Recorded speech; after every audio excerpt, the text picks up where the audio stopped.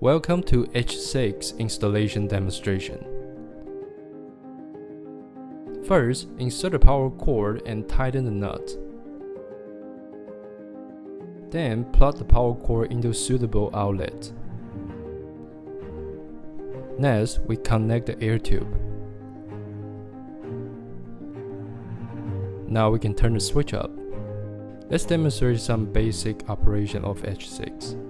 Select the appropriate coil according to the size of the tube holder. Select the appropriate conversion sleeve according to the tube holder principal axis. Then insert a string fit holder and lock the holder in place.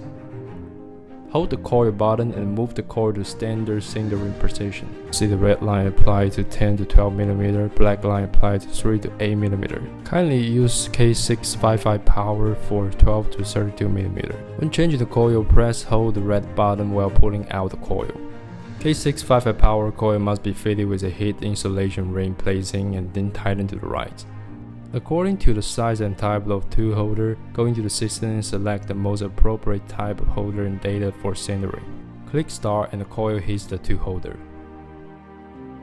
After heating, insert the tube that needs to be sintered. Then the tube holder enters the cooling stage.